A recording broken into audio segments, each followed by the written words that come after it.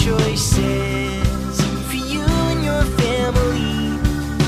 Cook it, give it. You'll love when you live it. L-I-V-E, live it. Hello everyone, my name is Andrea Miller and I'm a registered dietitian and certified diabetes educator here at Community Hospitals and Wellness Centers in Bryan. And I'd like to welcome you all to Live It Homegrown. And today I have a very special guest with me, the woman that inspired my love for cooking and nutrition, and also registered nurse, longtime registered nurse here at Community Hospitals and Wellness Centers. My mom, Deb Pietrzykowski. And I also have to mention she's a little bit of an expert on herbs, and really she's an expert on a lot of things. So, you know, she taught me how to cook, she taught me how to garden, she taught me all about food and nutrition. She has a huge herb garden, really a huge garden in general, grows almost anything from herbs to grapes. She makes wine, she forages, so they pretty much do almost everything. So we were saying before we got started that we teach each other a little bit about nutrition. She teaches me, and then hopefully I teach her a little bit too. So it's a passion that we sort of share. So today, since I have an herb expert with me, we are going to talk a little bit about herbs, and I'm going to show you how to use some. So if you start an herb garden, you're not wasting your time. You make good use out of the herbs that you grow. We are going to be making a pesto, and I actually have given you several different recipes for pestos, and we're only going to be making the first one on the list, so don't worry, you're not going to be here forever making pestos. We're going to be doing a basil pesto, and then, you know, of course, when you make pesto, you know, what do you do with it? So I'm going to show you two different things that you can do with pesto. And hopefully there are things that you're interested in seeing because you guys requested to see a pizza and a pasta dish. So we're going to use pesto in both pizza and a healthy pasta recipe. So we're going to go ahead and get started. Actually, I forgot to turn on my water, but it was pretty close to boiling here. So we'll give it a second and make sure that it's boiling, and then we'll start cooking our pasta. But while the pasta is cooking, we're going to start with our pesto recipe. So I have a giant food processor here. So at home you'll probably have a little bit smaller food processor. Hopefully I can get the lid off of it. There we go. So don't be alarmed by the, the intensity of this food processor. So the first thing that we're going to do is we're going to get started with, we're actually going to have to grind our cheese a little bit. And it's really important in a pesto that you use fresh Parmesan cheese. So if you use the powdered Parmesan cheese that you get that's like pre-packaged, it's just not going to taste the same. So you really want to start with the freshest Parmesan cheese that you can. I think we may have tried the ground stuff in one of the trial runs, and it just kind of tasted almost gritty in the pasta. So start with fresh. So that's what it would look like. I'm just going to unwrap it. If you've never used fresh Parmesan, it's really worth it. That's pretty much all I use anymore. The first time I tried fresh Parmesan, the other stuff just doesn't taste the same anymore. It has kind of a nutty, intense, salty flavor. So I need about a half a cup of it ground, so I'm gonna kind of eyeball it and just slice off a little bit and throw it in the food processor. And it looks like our water is boiling now, so I'm going to have my mom open up the box of pasta, and you need about 8 ounces of pasta. This is a 12-ounce box, so we're going to put about 3/4 of the box in. So, and this is whole wheat pasta? Yeah, it is. Yeah. So, and actually you guys have that as a sample in front of you. And it's not just whole wheat, it's ancient grain pasta for you to sample. So it has whole wheat, and then it also has, I think, like, I'll have Mom read the ingredient list, but I think it's like quinoa, millet, sorghum, a bunch of like different types of grains. Sure. Or we can actually just leave it off. Okay. Maybe. No. So the ingredients are wheat, whole grain flour blend. It's got quinoa, amaranth, millet, sorghum, and Tough. All So right. those are all Tough. What is tough? It's a grain. Yeah, it's Okay. just a different type of whole grain. So, All right. A new grain. so it adds variety to your diet by incorporating something like this. But you don't have to. You could use just plain whole wheat pasta in here, or if you're, whoops, there we go. It's boiling now. So we could also use just plain white pasta if your family's not quite familiar with whole grain yet. I'm going to pour a little bit of maybe olive oil in there to keep it from boiling over. And so you could use white or do like a 50-50 of white and whole wheat just to kind of get your family on board to start with. So, okay, I'm going to make some noise here grinding the cheese.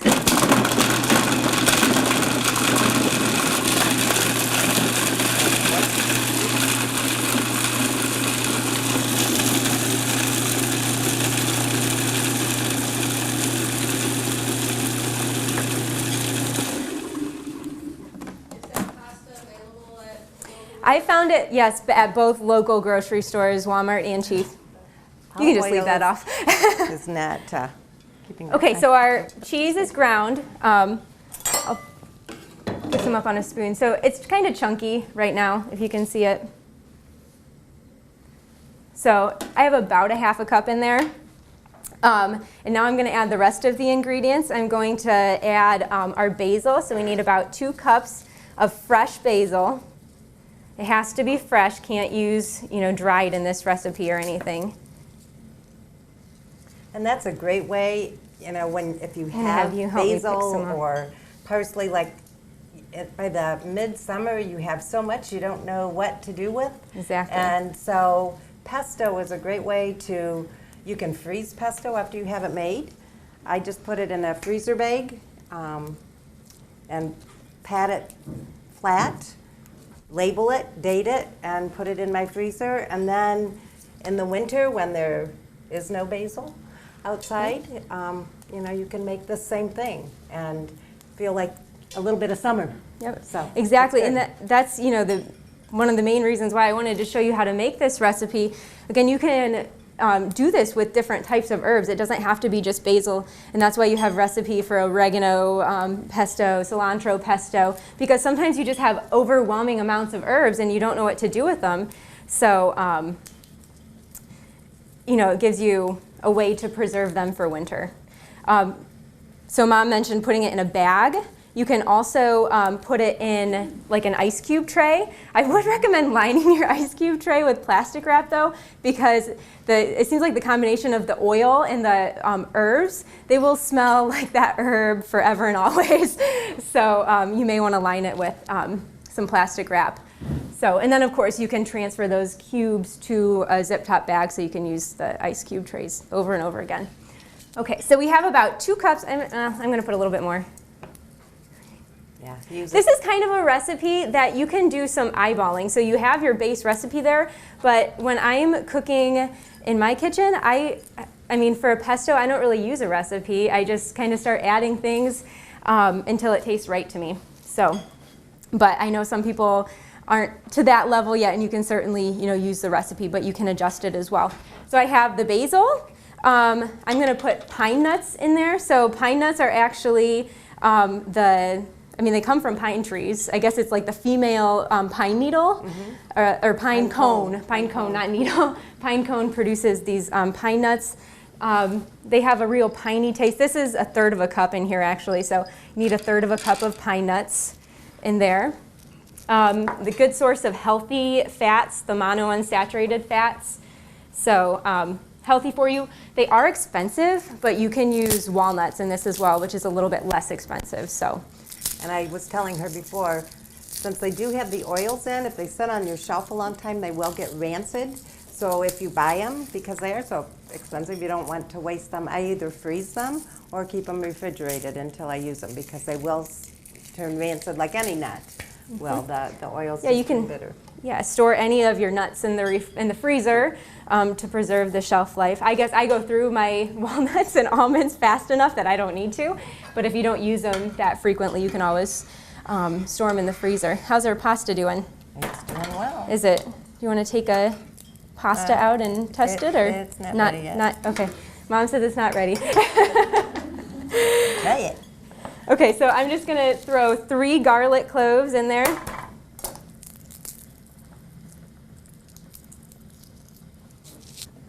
Now, the first time I can tell you a little story, when I was younger and just started with my herbs and I made a pasta. It was for Father's Day, and we had spare ribs on the grill, and I had this wonderful dinner, and I just, a little basil is good. A lot would be better. So instead of like a 1/4 cup, I probably put a 1/2 cup. And yeah, nobody really enjoyed my basil pesto because I made it too strong. And that's another thing I think you need to realize. Your pungent herbs are strong, and a lot of times you have to get used to the taste. If this is a little too strong for you that Lemon you made juice. today, you can use less. You don't have to use the whole amount. And sometimes that's what turns people off of new things, Yep. is because rosemary is a pungent herb, your thyme is a pungent herb. You want to use little amounts at Yeah, they're first. very, very strong. Okay, so I added a little bit of lemon juice in there while Mom was talking about herbs. Actually, I forgot my salt and pepper. I'm going to throw a little quarter. Do you have the measuring spoons down there? Mm-hmm.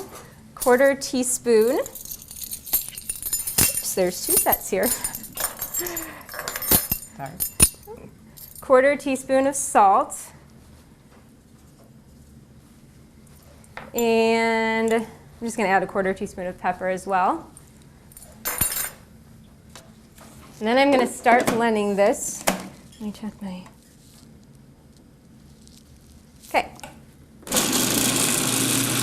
A little loud.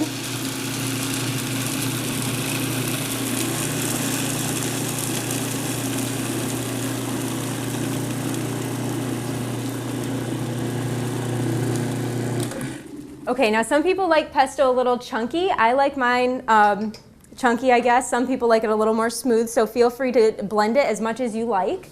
So now that it's blending, I'm going to measure out a 1/2 cup of olive oil, and I'm going to add that. I'm actually going to scrape the sides down real quick. I'm going to add that to the food processor while it's running, and that just helps it all to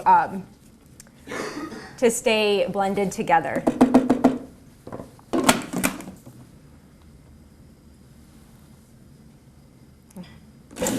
Go.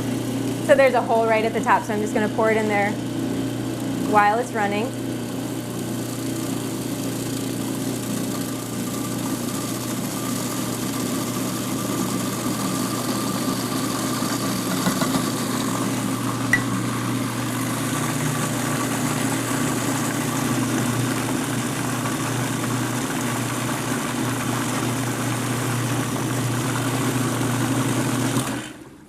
Okay, that looks perfect to me.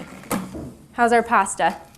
Still not A done? little bit of time yet. Okay, a little bit of time. What's the difference between pouring the oil in while it's going versus not? It would probably turn out either way, but I've heard that it helps with the emulsion, maybe? Emulsion, yes. Emulsion. And it Just makes keep it it light and fluffy, kind of, just because it beats that air into it.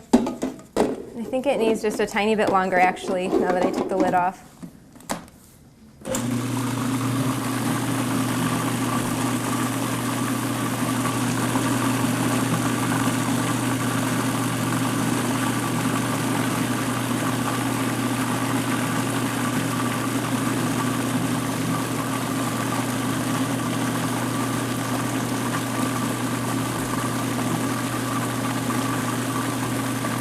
Okay, that should be good. Can you smell that in the room? That's, herbs and basil, they're so pungent. Their aroma and the garlic, it just fills the room. So, all right, so you guys all want to see this beautiful pesto. It's just the most bright green in color. It's just really pretty. Now this can turn a little bit brown when it's exposed to oxygen for a while, so if you cover it with plastic wrap and have the plastic wrap touching the pesto, that should help to keep it green. Also, freezing it will help to preserve the color a little bit. So It does. It stays about that color, and it's so fun. It tastes so good when you pull it out in the middle of winter after not having fresh stuff for a while. And my family loves pesto. My husband could eat pesto with a spoon.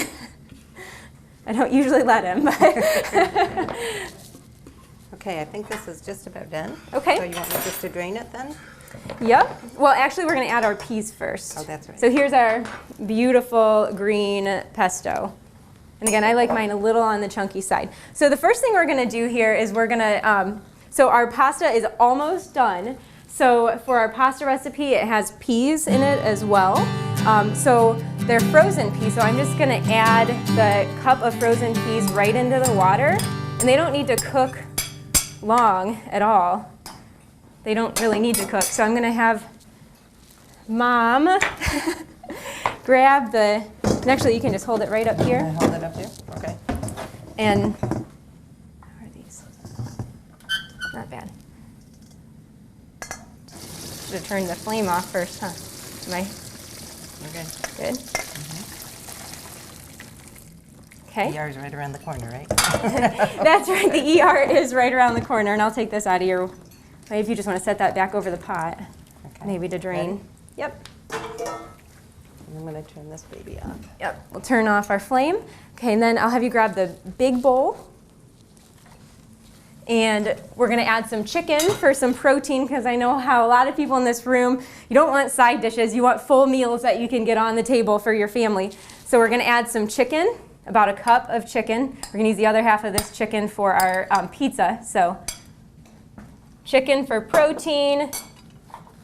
And then our pasta and peas are gonna go right on top of the chicken to kind of warm it up. And I'll have Mom kind of stir it in. And now we're gonna take about a 1/4 cup of our pesto and just add it right into the pasta. Not the whole bowl. Not the whole bowl of pesto. So this is a calorie-dense food, so you wanna kind of go sparingly on it because it is olive oil and nut and cheese based, so you don't need a lot of it. So that's close. And you can always, add more to taste. So I'm gonna start there and we'll stir it all together. Now I made this recipe up just, out of stuff I had in my kitchen.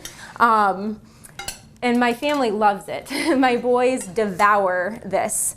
So, that's why I keep making it and thought that you should see it today, because it's so easy. If you have the pesto already made, either in the freezer or maybe you made it earlier, you're looking for a way to use some pesto up or some herbs up, this meal can go together in just a couple minutes, as fast as you can cook the pasta. If you have leftover chicken and pesto already, it goes together really fast. How's that look? Is that enough pesto? I think so. All right. Why not a little bit more just for Yeah. fun? Okay, so we're gonna come back to the pesto here in a second too. I'm gonna kind of clean up this area. Smells really good. It does smell really good.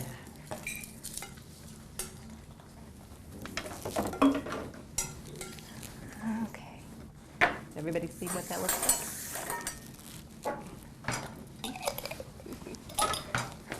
Get all this stuff out of the way. Okay, so we've made our pesto, we've made our pasta, and now we're gonna move on to our pizza. So who here doesn't love pizza? So a couple benefits of this pizza. If you know me, you know that I'm gonna throw whole wheat into it. So we are gonna make a partial whole wheat crust. And also, it's a lot lower in salt than the traditional pizza. So, of course, I've altered the recipe to take out some of the sodium in it. And some of the toppings might be a little bit lower in salt too. So quite a bit lower in sodium than a traditional pizza that you would get, from a chain restaurant or the freezer. So to get started, we need the little bowl over there. And I am using, it's actually pizza crust yeast. So this is really fast and easy yeast. It requires no rise time. So you can literally make a whole pizza, start to finish, baking included, in 30 minutes. At least that's what they advertise on here. Of course, you know, at home I have little munchkins pulling on my legs, like pushing me away from my cooking. So, you know, it doesn't always take 30 minutes, but if you don't have any distractions, then often it will. So you just add that right into your bowl. Andrea, where do you find that? You can find, I find it usually, I guess I found it usually at Walmart in the baking aisle with all the other yeasts. It comes in like a package of 3, like it looks like a strip of 3 that are all connected together. If you can't find it, Mom, will you grab the other yeast down there? This is a rapid rise yeast. You could also use something like this, but it would require a 30-minute rise after the dough is made. So, but you could also use this if you can't find the this color, this yeast, the green package. So, and it has recipe for pretty much the same dough on the back of it. So, okay, so we're gonna mix all of the dry ingredients together. So we need a cup of, whole wheat. I'm actually gonna steal this and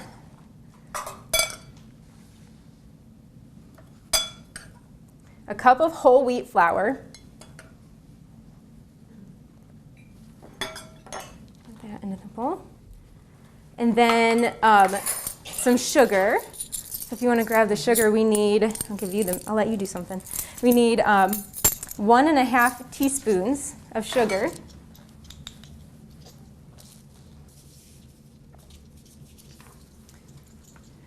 And I just want to make a statement real quick about this rapid rise yeast. A lot of times people want to proof their yeast. You don't need to do that with this because it needs to rise right. That's part of the secret. Right. So. Yep, so literally, yeah, in some yeasts you don't, yeah. I guess with this. With this, you may want to proof it. So dissolve it in water first, and make sure it's bubbling. So, okay, and then I need a fork. So I have the salt, sugar, whole wheat flour, and yeast in here. And not quite yet, so that we'll add next. But the, we will need the water, the carafe of water. Okay. We're going to add 2/3 of a cup of water, and there's actually a 1/3 cup measuring cup right there.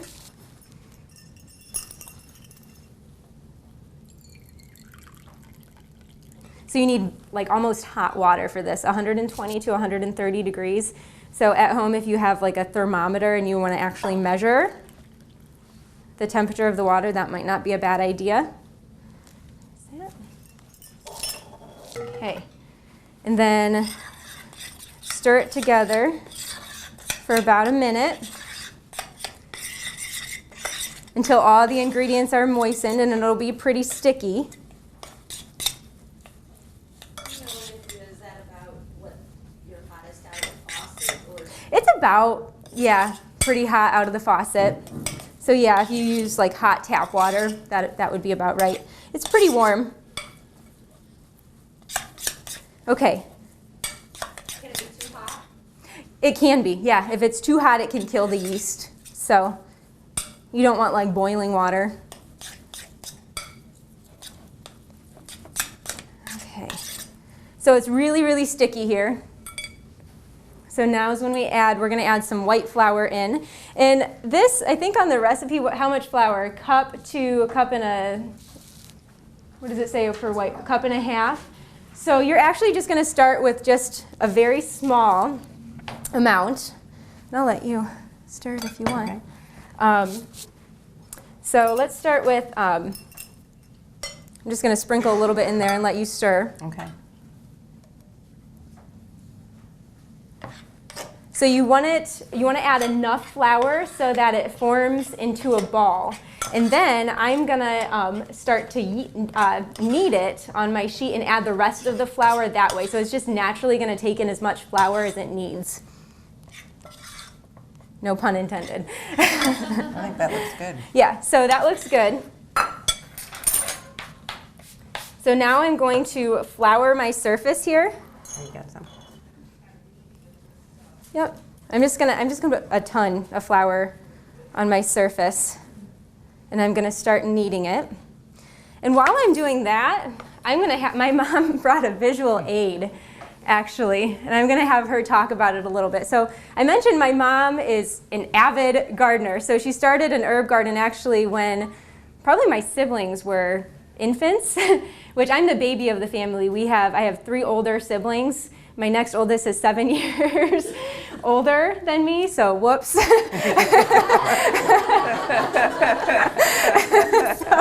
made me blunder.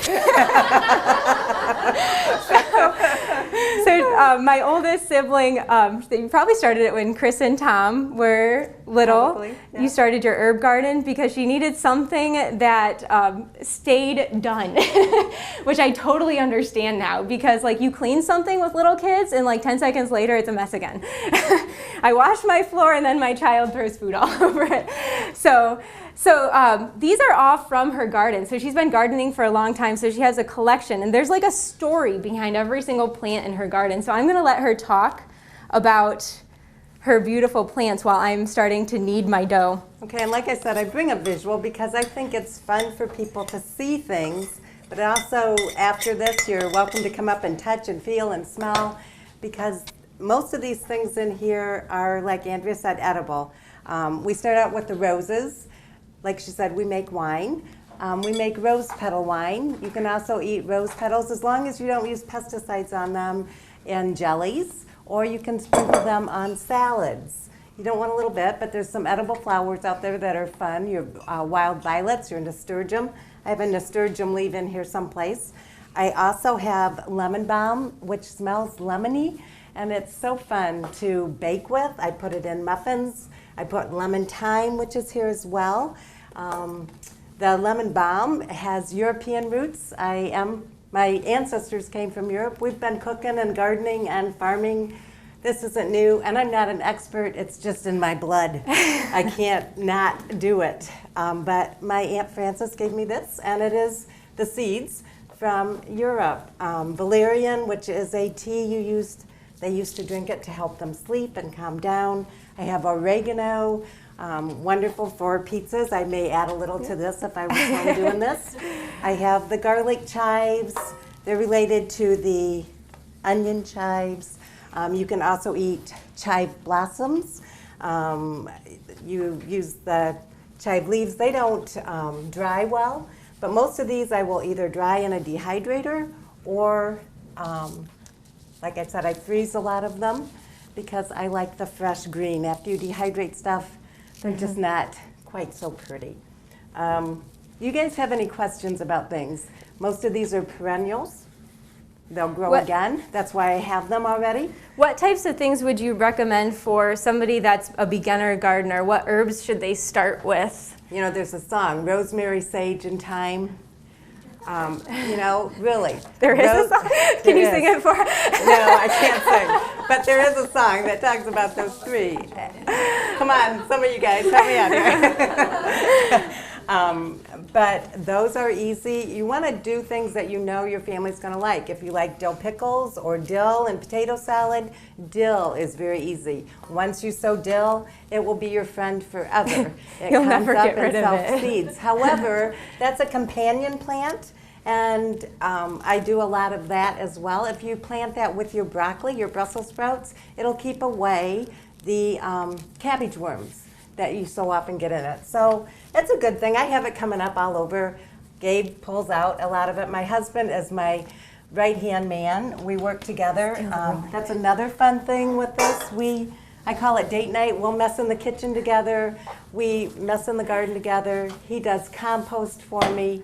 It's just not me, and I don't like to say I'm an expert because there's always so much to learn. I am a common gardener that is learning all the time. She's an expert. We plant things at the same time, and I go over to her house, and hers is 4 times bigger than mine is. But I tell her that's because I'm older, and we've been composting this dirt for 40 years, where she's just starting. So give her time. Yeah.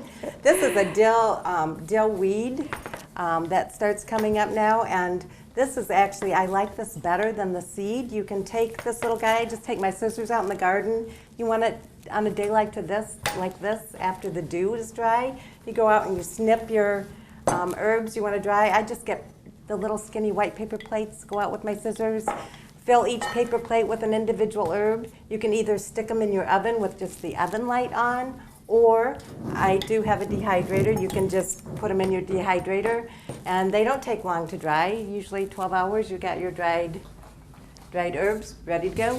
And I put them in either Ziploc bags, or I like glass to preserve them in better than bags. So, go ahead. So I kneaded the dough. You need to knead it for about 4 minutes, and it's just, you saw me kind of pressing it down and rolling it over and pressing it down and rolling it over till it's nice and elastic. And then I took a rolling pin and rolled the dough out to your desired size. If you like a thicker crust, it's going to be smaller. If you like a thinner crust, make it as big as you want. So a lot of options there. So then my little trick for getting my dough on my pan, actually first, before I do that, I'm going to pour some olive oil. Forgot olive oil in our dough, didn't we? We did, but you put a little extra there, it'll get in. Yeah, okay. Cooking for a family, sometimes it's not always perfect. But the main thing to think about is that it's nutrition. You are nourishing their bodies. That's your job, I think, as a mom, to give them good foods to eat, to nourish their bodies well. And if it's not perfect, my husband is the gourmet cooker. He will chop things perfect. I'm a hunk cooker. Get it chopped, get it clean, get it in the crock pot. I was actually going to ask you to slice some tomatoes for me. I'll show you how I hunk. So this pizza, we're just adding some simple ingredients. We're going to add our pesto, obviously, and then the tomatoes and chicken and mozzarella cheese. So I have my dough on here, and I'm going to give my pesto a little stir because it looks like the oil is separating out a little bit. And then you need about 1/3 cup of pesto on the pizza. Now, there's nothing wrong with traditional tomato sauce, but again, I'm just showing you different ways how to use your pesto here. And it just adds a really yummy twist on the pizza. Plus, you have the tomatoes that you're putting on fresh, so you're still getting that tomato flavor on here, but you're just also getting some intense basil and garlic flavor from the pesto as well. So look how beautiful, bright green that is. I have a question on the tomatoes. Sure. So for those of us who don't have gardens, Yep. when we're selecting a tomato, Mm-hmm. what do you look for? Well, you want it to look for something that's really red. So if there's a lot of green on it, that means it was probably picked when it wasn't ripe. So that it might not have a lot of flavor. You want it to be kind of firm. You don't want it to be like mushy when you're, when you're picking it up. But so I guess firm and bright red. See how bright red this is? Okay, so I'm throwing my sliced tomatoes on here.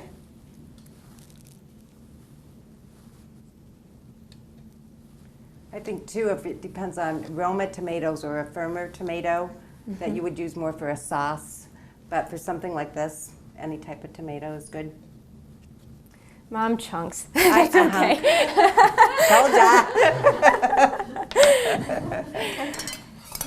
Okay, then we're just going to throw some pre-cooked chicken on here as well.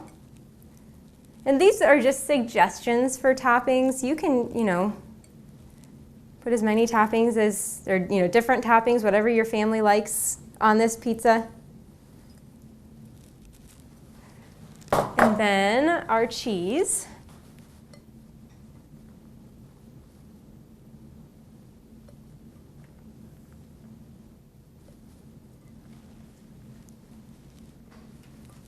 I have about 1.5 cups. I don't think I'm going to use it all though, because that looks like enough. So then this goes in, I believe it's a 400-degree oven. Is that what it says on here?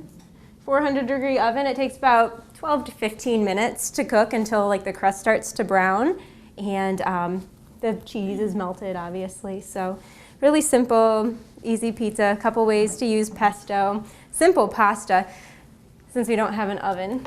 This is what it's going to look like when it's all done. So does anybody have any questions now that we've made our 3 recipes? I have an herb question. Yeah, I'll let Mom answer that. When they flower, is it that, do you want to harvest them before they flower? Correct, Okay. yes. Can you That- use them after they flower, or? You can, but a lot of the energy, the essential oils go into developing that flower in the seed. So if you see your basil starting to flower, cut that off before it flowers. Just go ahead and deflower them. It hurts your heart to do that because you feel like you're hurting those herbs, but it's okay if you want to use them to eat. If you, like my sage is already going to flower, which I couldn't believe, but it is. And so I will go out and deflower that, and then oregano too. Any of your herbs you want to pick before they flower. Right now, when they're just tender and coming up, that's when you want to pick them and harvest them for your eating. Then if they do flower, if you're too busy and they flower, go out and deflower them. The neat thing about herbs, you can abuse them. They'll come back and they'll start growing again, and you can harvest them when you have time. So they're pretty forgiving. They're great to grow. That's, like she said, I started when my kids were little. Sometimes I didn't get them watered, sometimes I didn't get it weeded, but here it is 40 years later, and I still have. My sage is one of the first ones that I started with, and they still come back. They forgive you. So they're a fun plant to grow. Well, thank you, Mom, for joining me today and sharing your passion for herbs. And thank you all for coming. I feel like